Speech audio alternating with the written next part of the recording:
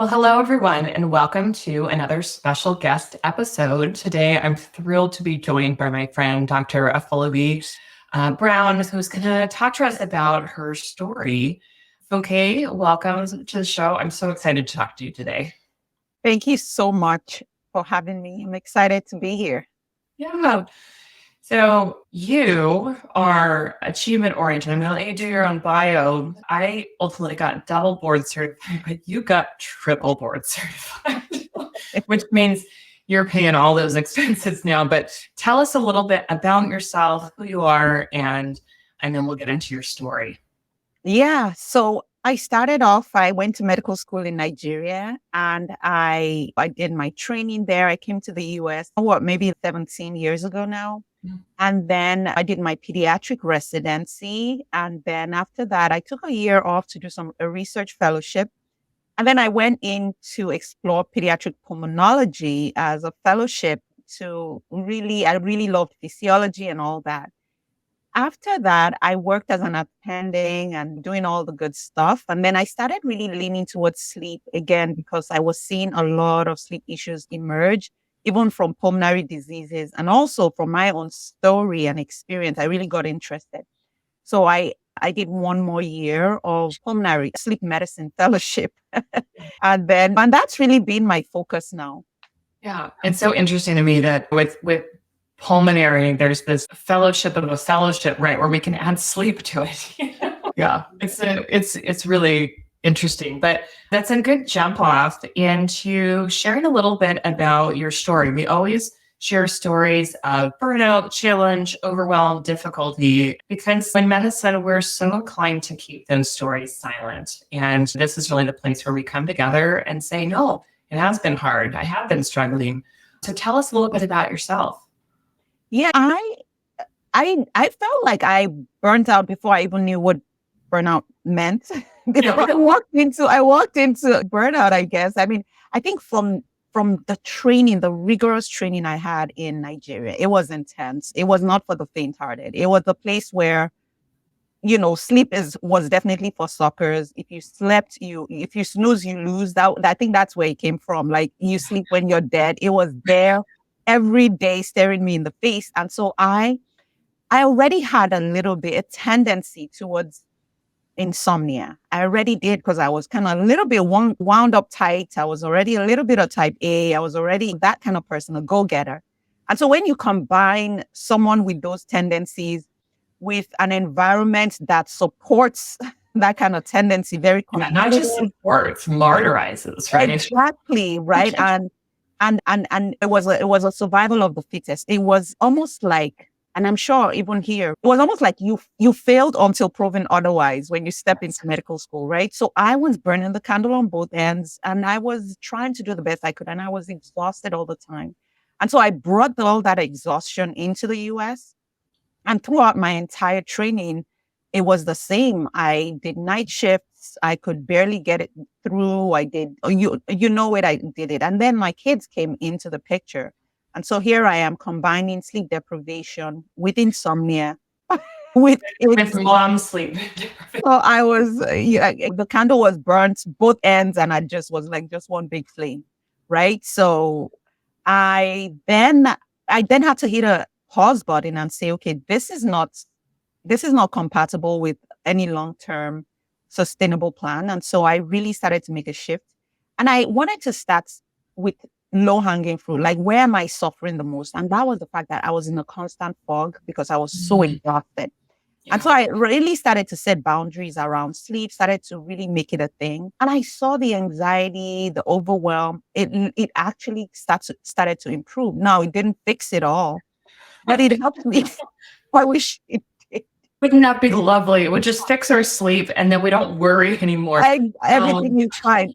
But fixing that provided me with the clarity I needed to then start to take care of myself. Because when you're in it so deep and enmeshed, you just couldn't see a way out. So I'm curious, where in your training was this going on? Was this before you did the sleep fellowship? It was. It was. It was before. And so so that just really started to provide me with, okay, I'm not going to die. Because right there, when you're in it, you just feel like there's no way this is, you know. Yeah. And so after that, after doing that, and then getting work on my mind, getting some therapy, all that, I really saw how life-changing that those tools were. That now, by the time I was done with my pulmonary fellowship and was already in my as an attending, I felt it was worth the investment to go back, because of course you're taking a pay cut when you go back to fellowship from being an attending. But you're working maybe more hours, maybe not. I don't know. It was just a lot, but I really could see the benefit, because I said, people don't know this at all. And I don't have the cure for burnout, but I have a tool that can help on the way. And I'm going to use science and the knowledge and the expertise, as well as my own experience, to help others live better lives. And then I think another thing that motivated me towards that was in my practice, right? My clinical practice was filled with kids who were sleep deprived and their parents who were sleep deprived. And I was hearing my relationships were broken. Parents and moms were shadows of themselves. And that really gravitated me towards helping professional women. These were women that I could see myself in them. And so I think it was that combination that then motivated me to start my business and then eventually my practice. Yeah. Well, it's such a theme that I hear with many of the guests on this show of we go into medicine, right? We have a goal. We're going to help people. We're going to do this thing. And then we see elements in our own lives, or we see parts of medicine that are sort of failing. So, for example, as a child sleep specialist, you can help the kids. That's who the insurance model pays for. Like that is the individual who, quote unquote, directly benefits from your work. Yeah. But you could see, and you had the personal experience, and moms too, and parents and dads and other caregivers too. The adults were also suffering in the family, and our current medical model only allows us to take care of one person unless there is a fetus uterus. That's the only time we get to take care of two people at the same time. Yeah. So tell us a little bit then, as you are working with kids and you're able to do some spillover into moms, but not really directly. What was going on with your thought process at that time? Because you were getting ideas. I know this. Yes. So I was in academic medicine, right? So I was doing the things, I was helping the kids. And I was, at that time, even within the constraints, I was teaching, I was helping to at least provide some information to the mom. Because for me, my philosophy was, even if I give you this long list of what to do with your child's sleep, if you're too tired to implement it, I have failed, right? And that was exactly what was going on. Because there are some things we need to do as parents that may require discomfort on our side and also on our kids' side. And for you to experience that discomfort and come out of it and have the motivation and the insight to carry it out effectively, you need to have some form of resilience. And resilience does not work well in the state of sleep deprivation. So True. I really needed to make sure that I got my moms on the same page. And so I was offering some tips. But like you said, in a 30-minute visit, like, my goodness, I'm done talking with the child, getting the child history, and it's time for the next appointment, right? So I think that was really where the restlessness around the current model came from. I want to help these people.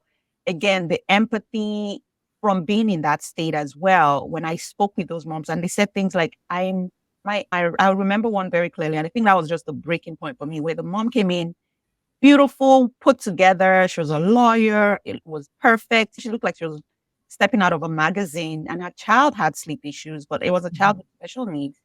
And I just got through that wall, just helped her, just the wall came down when she really saw how connected I was with helping. And she said her husband walked out on them that day, right? That morning. You would never have known. Never have known. Yeah. We put on that mask. And for me, I just could see literally how sleep could impact so many multiple dimensions of a person's life. And I just was like, well, I got to get out of this four walls of one-to-one, seeing the patient just within that insurance care model, to really stepping out and saying, what would it look like if I was to approach this from not just one child, but like child who is in a community, child who comes in with a mom. And really, I think that was where things started to evolve. Yeah.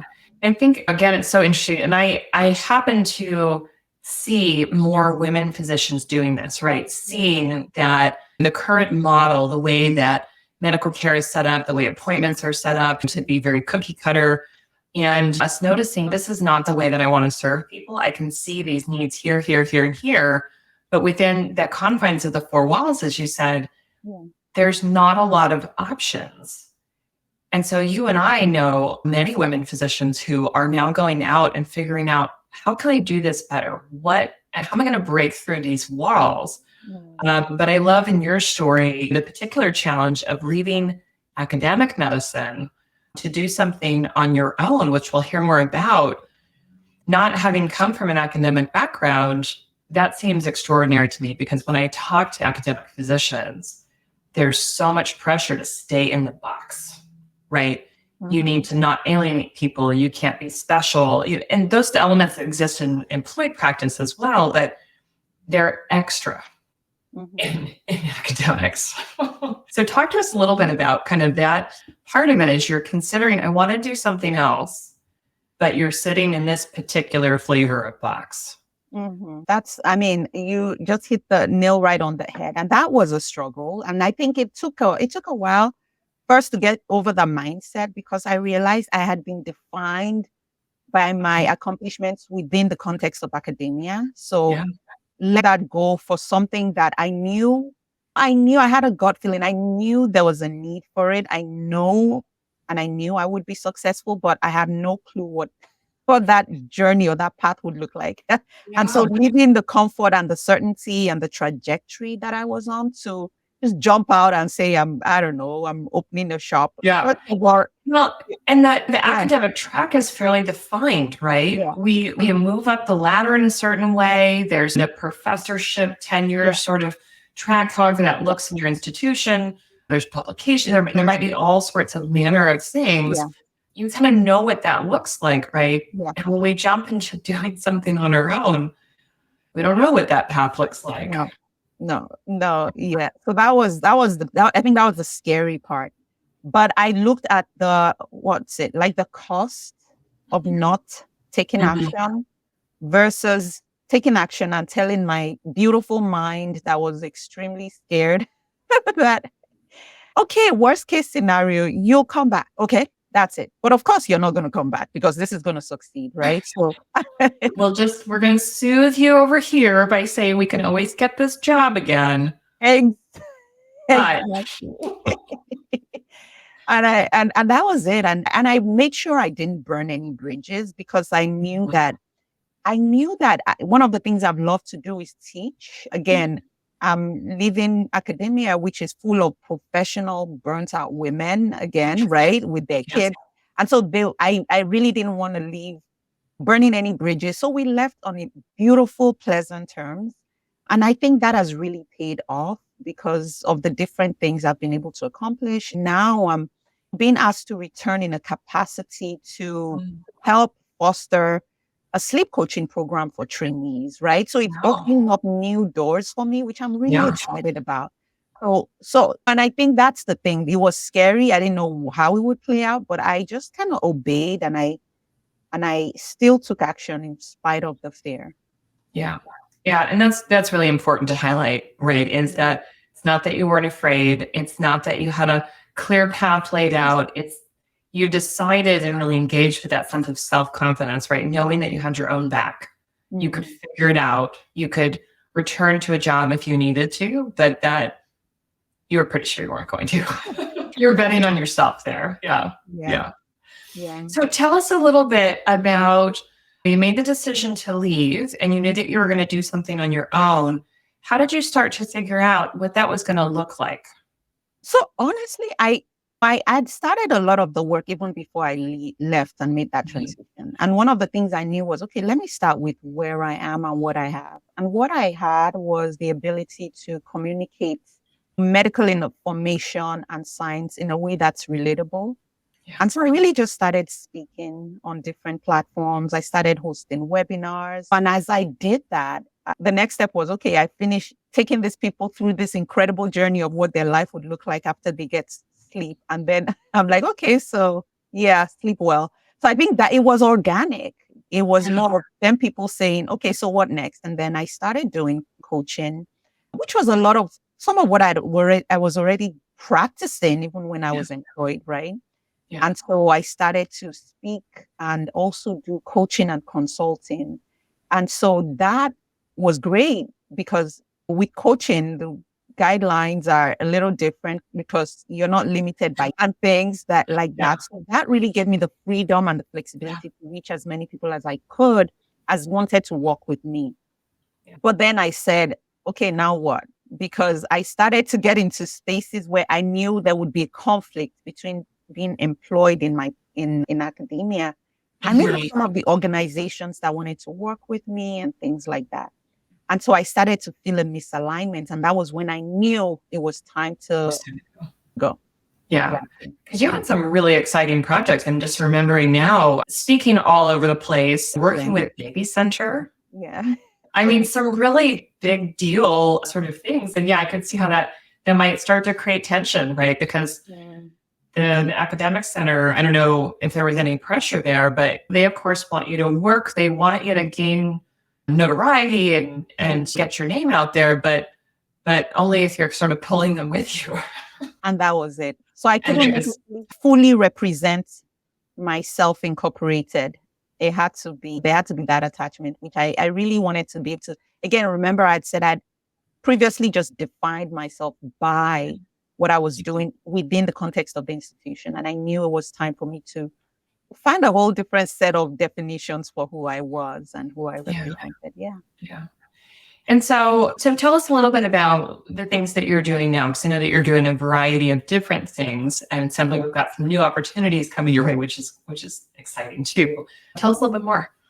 Yeah, so this has really been an incredible journey, and there's been evolution, but it all aligns in a very beautiful way for me. So, of course, the speaking helps me to use platforms to get outside of either the four walls of an exam room, right? Mm-hmm. With the coaching, a lot of things I'm realizing is, while it might feel like a sleep issue, and I think I've told you before, many times it's either a boundaries or mindset issue. So a lot of the work I do with coaching with women is around that.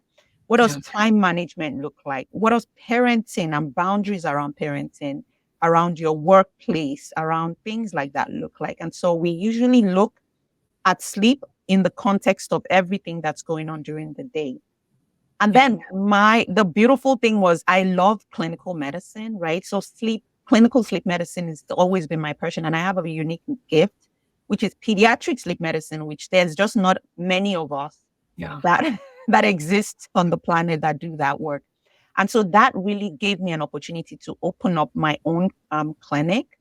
So I would call it more like a boutique style, smaller number private practice, where then I'm able to close that loop, because there are women that I coach that are like, well, now my sleep is better, or what is getting in my way of sleep is my child's sleep. And so then I can walk them through my practice to say, okay, let's see what's going on. Is it sleep apnea? Is it a medical sleep issue? Is it sleep training, or whatever that looks like? So it's kind of like full circle right now. And so I would say that those main arms, it's kind of like the coaching and consulting, and then my clinical practice. Yeah. And I actually don't know the answer to this. Is a cash pay practice, correct? Yes, it is a cash pay practice. We are in network with maybe a couple of insurances, but it's mainly cash pay. Mm-hmm. Yeah. But I think what I like to highlight for people kind of thinking about this question, because it's a hard question that people have to answer if they're going out on their own, is I'm going to be cash pay or I'm going to be insurance based. There can be a little bit more flexibility when we're cash pay, because we can still do medical work, but you're not reliant necessarily on the perfect diagnosis in order to be reimbursed by the insurance companies, who get really picky. In the obesity world, for example, I can't code obesity and BMI as my primary codes. I won't get paid by the insurance companies to do that. I have to tag something else to it, such as abnormal weight gain or prediabetes or something to justify. And I imagine that might happen as well with sleep medicine, especially if it's more parenting, more sleep training, right? We don't necessarily have a perfect ICD-10 code to put in there. Yeah. But when we're thinking about our model and what we actually want to do and serve the flexibility we want, a cash pay option makes a lot of sense there. I could not agree more. And like you said, some of these things, it's almost like almost intangible. And my visits can take anywhere from 60 to 90 minutes because of that. Mm-hmm. Yeah. And so the insurance doesn't understand that woman is looking to feel heard. And sometimes maybe just to strategize, okay, how do we do meal planning so that you're not in the kitchen all night long, so that you can have time to put this child to bed who is having a lot of bedtime resistance. Yeah. You can't document that in a way that the insurance understands it. And I think that's the beauty of having this model is I can practice medicine in a way that feels true to me and aligns with my values, and also in a way that I feel that I'm actually effectively serving these parents and this moms who are just completely overwhelmed and they've been told to do blood tests and everything else is sort of normal, right? Yeah. Well, and I think it's the very real struggle that I see so many women physicians get into, and likely my male colleagues as well, but where we've got a medical issue going on, plus a concern, but also, yes, there are these lifestyle, there are these behavioral things, and we have the choice of either engaging with that and running really behind and probably undercoding and kind of all of those things in service of these families, or we only stick to kind of the medical stuff and we just kind of dismiss people, and then our patients don't feel heard, which is just not the way that most of us want to serve people. It's part of the moral injury of feeling like I can't be effective if I can't talk about these things, but there's no time, right? There's no code I can use. I can't justify it to my clinic. Such a struggle. Mm-hmm. Well, so talk to us a little bit about, for somebody who is hearing your story and thinking, that's interesting, I wonder if I could do that. But they're still in that phase of feeling so much fear and anxiety and just uncertainty about what might be out there. What would you like them to know? I would start by saying, sleep on it. Should have seen that one coming. No, but seriously, I think you have to go back to it. It's so funny. I do the values work as part of my coaching too. Mm-hmm. And it's really going back to saying, okay, what are my core values? What are the things that really matter to me? And really be able to bet on yourself. Like, I am worthy of being someone who creates a life that is aligned with these values. Yes. You have to start with that work. Otherwise, you will not feel like you deserve it. You will not have the confidence to bet on yourself. You can't. Because if your values are all over the place and you don't honor your values, then nobody will. And so it's going to come with that. And it's going to come also with just being patient with yourself, right? You don't have to jump out right away. For me, I made a decision I was going to leave, but I put things in place and I ended up not leaving for probably a year and a half of making that decision, right? So it doesn't have to be tomorrow. And so there are things there's some work you may need to do. There's some groundwork, there's some research, there's mentorship, coaching that you need to do so you feel confident enough to be able to make that decision. Yeah. Well, I'm curious because that's a bit of my story as well. And I'm wondering, what sorts of things were you putting into place? I know for me, when I made the decision to leave, that's when I added a second board certification, quietly, secretly. I switched our insurance over to my husband. Like, I was kind of laying this groundwork slowly, about a year, honestly, before I left. And we don't usually talk about this, but I think that's important for people to hear. It's very possible. And having that slow, steady plan is quite reasonable, especially for those of us who run a little anxious. So what are some of those tangible things that you were doing kind of in the background?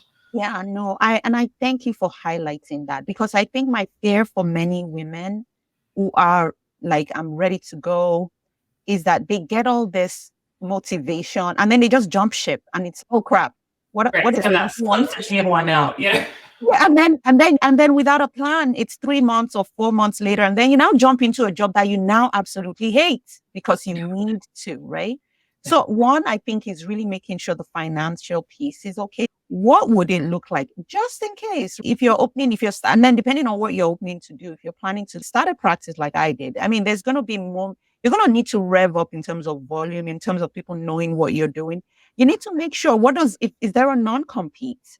So if there is a non-compete, what's my plan around that? Because that means I can't And is it enforceable?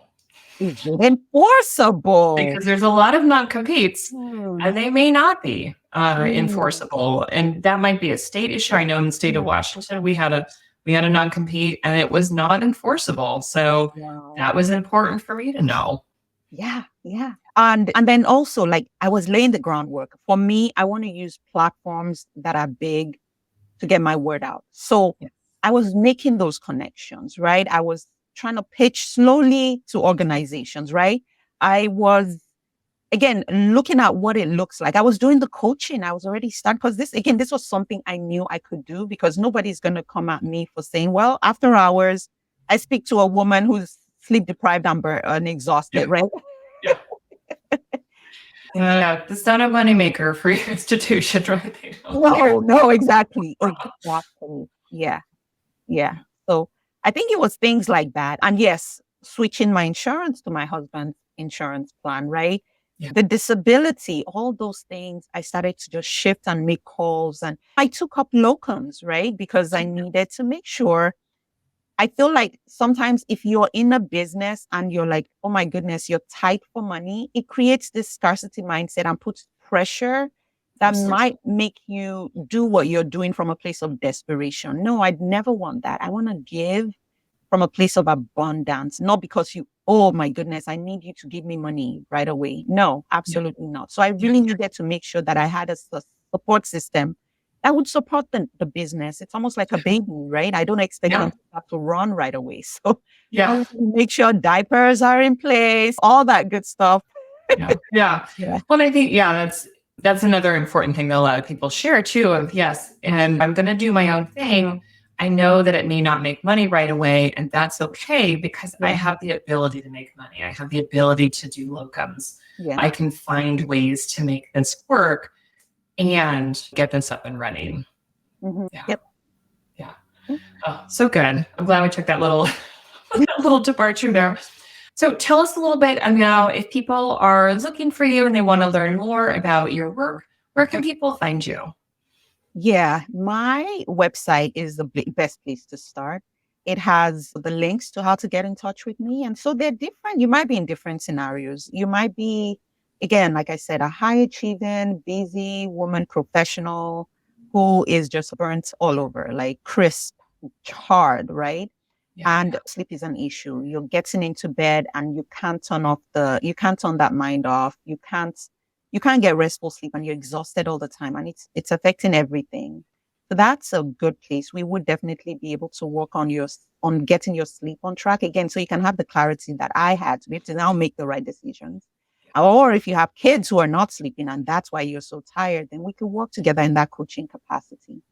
Now, if you are in California, if you are in Pennsylvania or in New Jersey, then my sleep practice, where we actually then delve into more clinical things that might be disrupting your child's sleep, or your teenager, your baby, whatever that looks like. That's another way. And then if you work in an organization that's okay, it seems like they're trying to target fatigue or burnout, things like that, but they're not talking about sleep at all. I bring a different dimension on how we can incorporate really sleep as a means of fatigue mitigation for organizations. And so it might be your clinic, it might be your hospital, it might be your residency. And I facilitate those workshops and conferences around that topic. But if you go to my website, you'll get all that information, and then we can all the information. Yeah, I love that part of it, because I did do physician wellness work, and the push was always like, let's teach meditation and let's have lunchtime yoga. And that's all very well and good. But when people are overtired and they've got too much work to do, they're not going to squeeze those things in. And yet, yes, the discussion on sleep was, well, sleep's important. Yeah. You should sleep. But I love the idea of coaching with someone who knows the work. So if you are a woman physician and you get to coach with another woman physician who specializes in sleep and knows what it's like to be a physician, like what a gift that is, right? Because you're talking to somebody who knows working 30-hour shifts and being on call and being interrupted and all of those really important things that are much more complicated than people who don't have that. They might be parents. Of course, there are things that interrupt our sleep, right? But the uniqueness of physician work, where we've got that pager or our phones that can go off all the time or working these funky hours, how important that would be to have better success. Yeah, absolutely. Yeah. Well, Dr. Funke Afolabi-Brown, thank you so much for joining me. I knew this was going to be a great conversation. I can't wait for everybody to hear it. Thank you so much. Oh, thank you so much for having me and for the incredible work you do. Thank you. All right, everyone. That's what we have for you this week. Be sure to check her out on her website, which is restfulmd.com, correct? Yeah, restfulsleepmd.com. Restfulsleepmd.com. All right, we'll have links to that in the show notes. All right, until next time, take care.